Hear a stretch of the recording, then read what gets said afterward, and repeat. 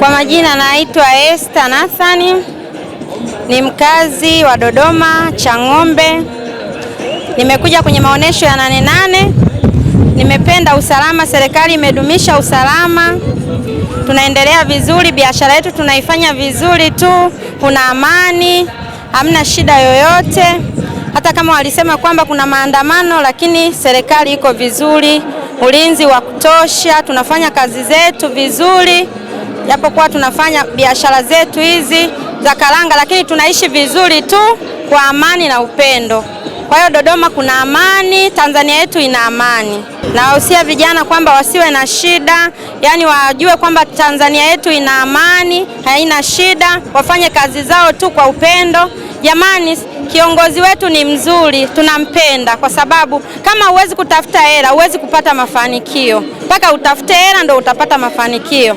Kwa hiyo hawezi kukuletea, hamna kiongozi atakayokuletea hela. Ili mradi tu wewe utafute tu kwa nguvu, kwa jasho, kuna maendeleo tu kwetu jamani Tanzania. Naitwa Pambas Tandika, ni mkazi wa hapa Dodoma mjini.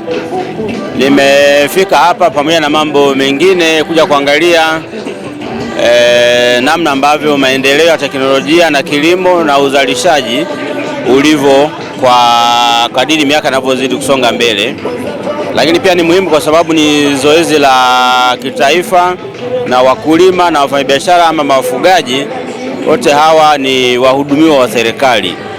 Na pamoja na kuja kuangalia, naona serikali pia imeweka ulinzi ni wa kutosha, kwa maana ya kama kawaida ambavyo ni wajibu wao, lakini kuna amani ya kutosha kwa sababu tangu nimetoka mjini sijaona ghasia yoyote.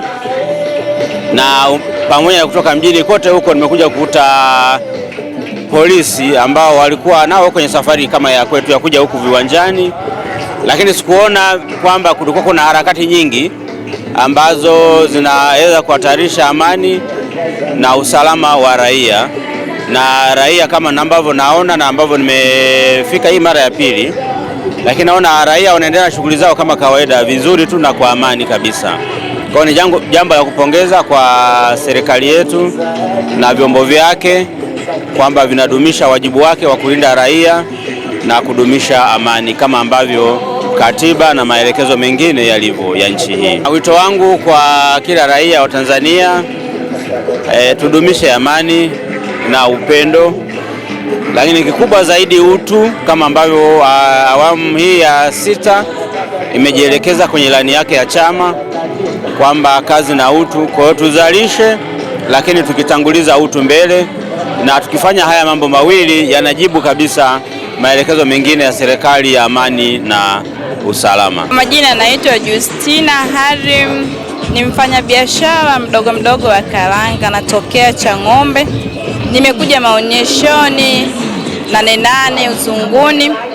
Nilikuwa najua jamani wanavyosema kwamba hapatakuwa na amani, lakini namshukuru Mungu, tunashukuru serikali yetu, kuna amani, kuna utulivu. Jamani, tuwe watulivu kama hivi. Serikali yetu imejitahidi sana, amani ipo ya kutosha.